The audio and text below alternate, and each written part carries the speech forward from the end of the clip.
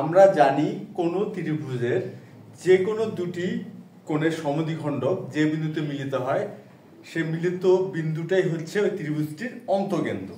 তাহলে অন্তঃকেন্দ্র জিনিসটা কি দাঁড়ালো, যে কোনো ত্রিভুজ তার যে কোনো দুটির সমদ্বিখণ্ডক যে বিন্দুতে মিলিত হয় সে মিলিত বিন্দু বা সমদ্বিখণ্ডক দ্বয়ের ছেদ বিন্দুটাই হবে ওই ত্রিভুজটির অন্তঃকেন্দ্র।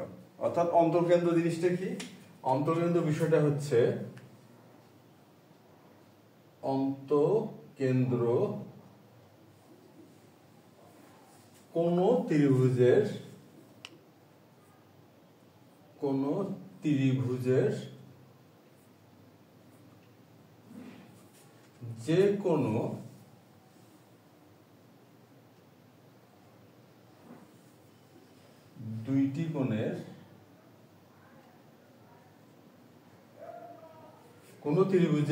যে কোনো দুইটি কোণের সমদ্বিখণ্ডক দ্বয়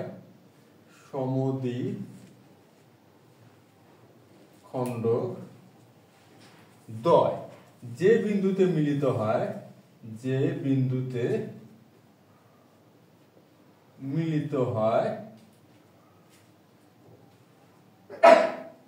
বা ছেদ করে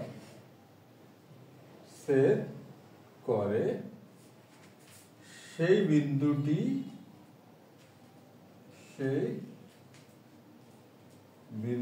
হলো ত্রিভুজটির অন্তঃকেন্দ্র। তাহলে বিষয়টা কি দাঁড়ালো, বিষয়টা দাঁড়ালো হচ্ছে এমন, কোন ত্রিভুজের যে কোনো দুইটি কোণের সমদ্বিখণ্ডক দ্বয় যে বিন্দুতে মিলিত হয় বা ছেদ করে সেই বিন্দুটি হলো ত্রিভুজটির অন্তঃকেন্দ্র। ত্রিভুজটির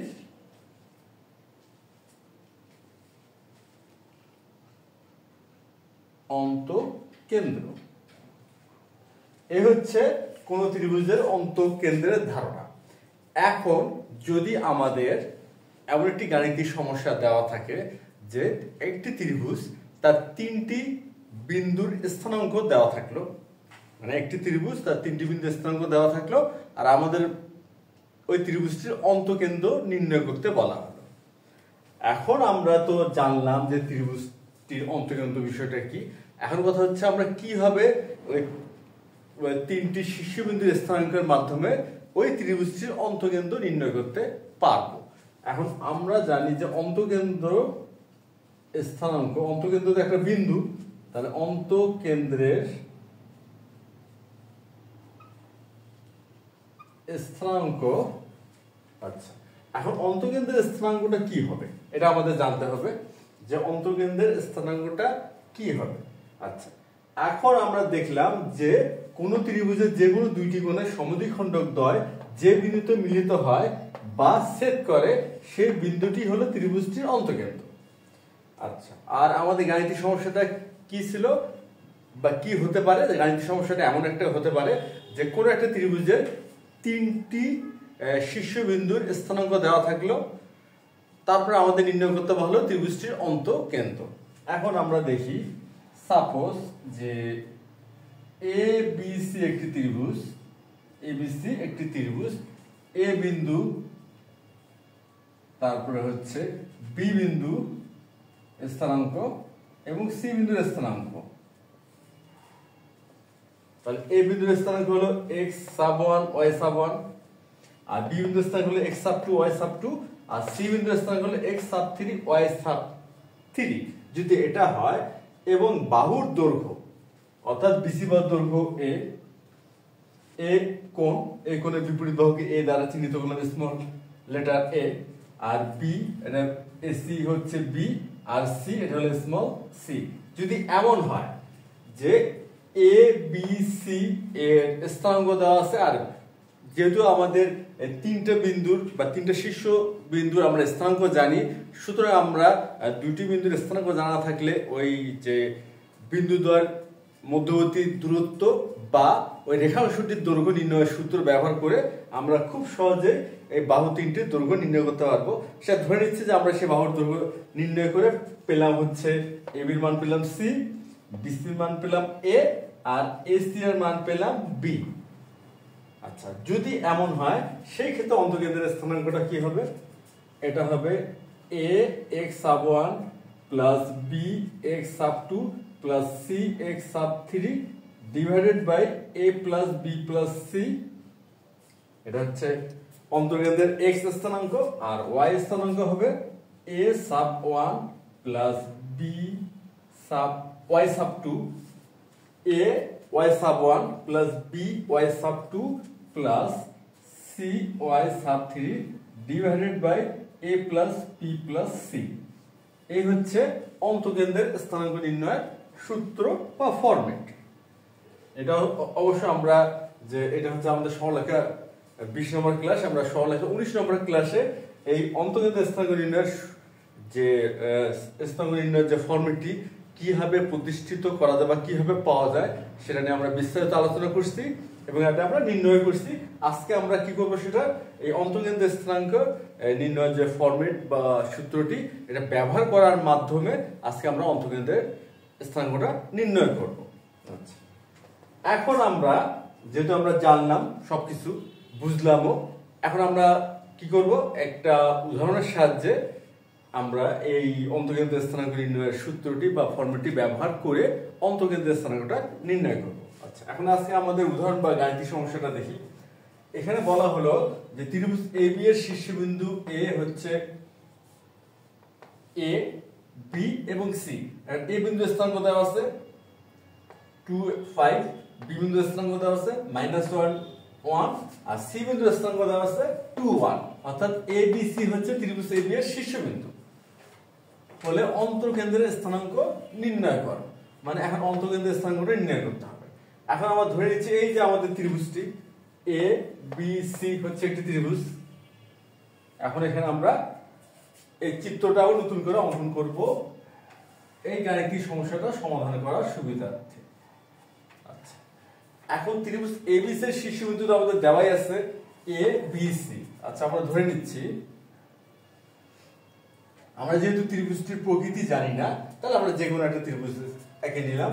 ধরে নিচ্ছি এটা হচ্ছে A, এটা হচ্ছে B, আর এটা হচ্ছে C, আর এটার A বিন্দুর স্থানাঙ্ক দেওয়া আছে 2 5, B বিন্দুর স্থানাঙ্ক দেওয়া আছে হচ্ছে -1 1, আর C বিন্দুর স্থানাঙ্ক দেওয়া আছে 2 1।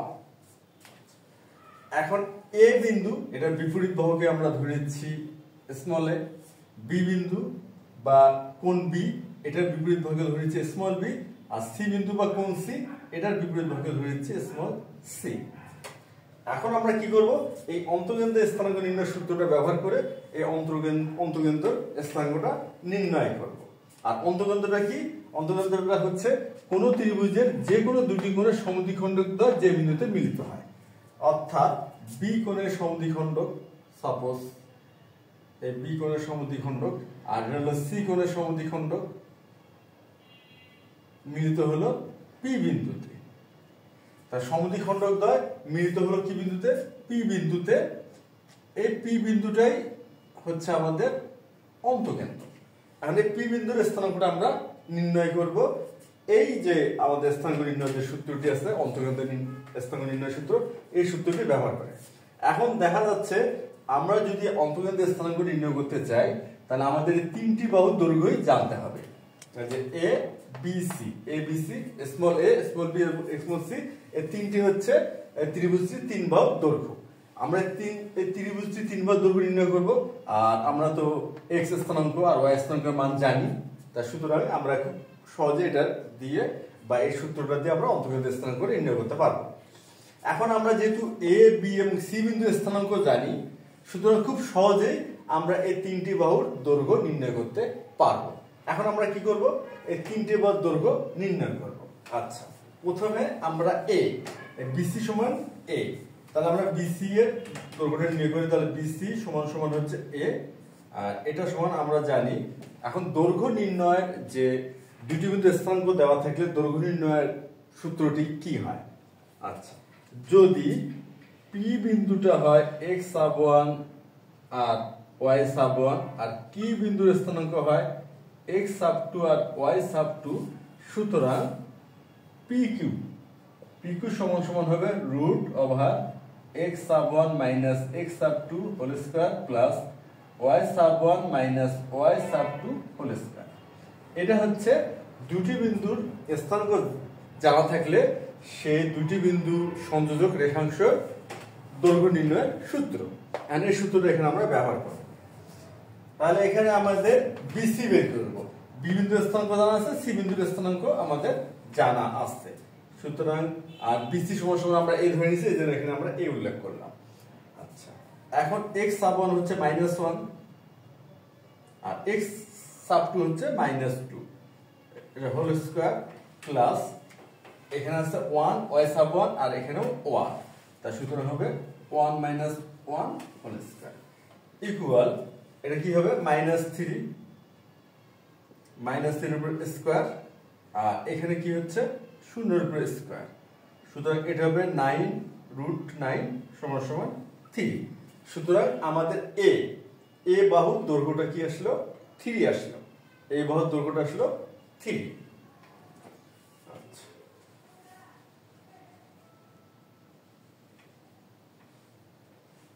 এই বাহুর দৈর্ঘ্যটা আমরা 3 পেলাম। এখন আমরা নির্ণয় করব হচ্ছে বি। তাহলে বি সমান কি হবে, বি সমান হচ্ছে এসি। সুতরাং এটা আমরা এসি লিখলাম সমান রুট। এখন এখানে দেখি এখানে আছে 2, এসির মান আমরা নির্ণয় করব, এসি রেখাংশের দৈর্ঘ্য নির্ণয় করব। এই বিন্দু স্থানাঙ্ক দেওয়া আছে 2 আর 5 2 আর 5 আর সি বিন্দু স্থানাঙ্ক দেওয়া আছে 2 1। সুতরাং এখানে কি হবে 2 - 2 হোল স্কয়ার প্লাস এটা হচ্ছে 5 এটা হচ্ছে 1, সুতরাং 5 - 1 হোল স্কয়ার ইকুয়াল এখানে 2 থেকে 2 বিয়োগ করলে 0 হচ্ছে, তাহলে হচ্ছে 0 স্কয়ার আর এখানে 5 থেকে 1 বিয়োগ করলে হবে 4 স্কয়ার। সুতরাং এটা হচ্ছে 16 আর 16 বর্গমূল হচ্ছে 4। তা সুতরাং বি বাহু বা বি সমান আমরা পেলাম 4। এখন হলো সি। আচ্ছা, সি হচ্ছে কি এবি। তাহলে এ আর বি বিন্দুর স্থানাঙ্ক আমাদের জানতে হবে এবং আমরা সেটা জানি। এই বিন্দুর স্থানাঙ্ক হচ্ছে 2 5 আর বি বিন্দুর স্থানাঙ্ক হচ্ছে -1 1। তাহলে সুতরাং এখানে কি হবে 2 মাইনাস আর এখানে -1 আছে, তাহলে এখানে একটা ব্র্যাকেট ব্যবহার করি, -1 সেকেন্ড ব্র্যাকেট দিয়ে স্কয়ার দিলাম প্লাস এখানে আছে 5 আর এখানে আছে 1, তাহলে 5 - 1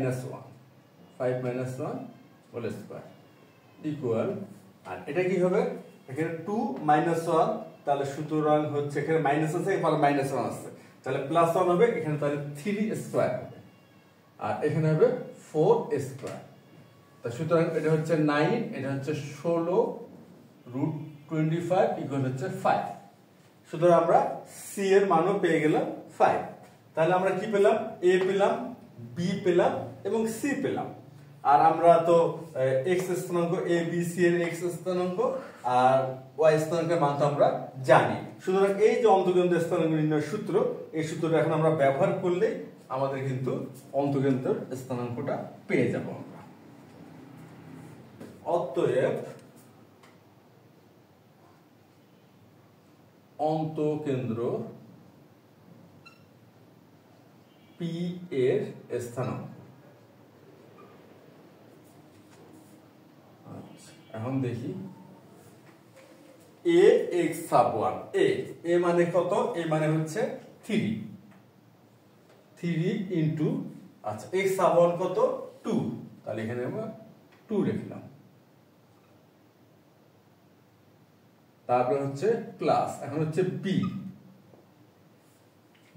তাহলে x সাব 2 আমরা ধরে নিচ্ছি -1, কেন বি বিন্দুর স্থানাঙ্ক এটা হচ্ছে -1 আর বি এর মান কত, বি এর মান হচ্ছে 4, তাহলে এখানে আমরা বি এর স্থলে লিখব হচ্ছে 4 আর হচ্ছে -1 প্লাস আর সি এর মান হচ্ছে 5, আচ্ছা আর x সাব 3 হচ্ছে 2, তাহলে 5 ইনটু 2 আর divided by a plus b plus c, আর a হচ্ছে কি 3, b হচ্ছে 4 আর c হচ্ছে 5। তাহলে আমরা p বিন্দুর স্থানাঙ্ক অর্থাৎ অন্তঃকেন্দ্র p এর স্থানাঙ্কের x স্থানাঙ্কটা দাঁড় করাতে পারলাম। এখন হচ্ছে y স্থানাঙ্ক। আচ্ছা এখানে a plus b plus c, তাহলে এটা হবে 3 প্লাস 4 প্লাস 5, এখন a y sub 1, আচ্ছা a মানে হচ্ছে 3 আর y sub 1 হচ্ছে এটা 5 প্লাস b মানে হচ্ছে 4 আর y sub 1 দেখি 1, তাহলে y sub 1 হচ্ছে 1 into 1 প্লাস আর c মানে হচ্ছে 5 আর y sub 3 হচ্ছে 1।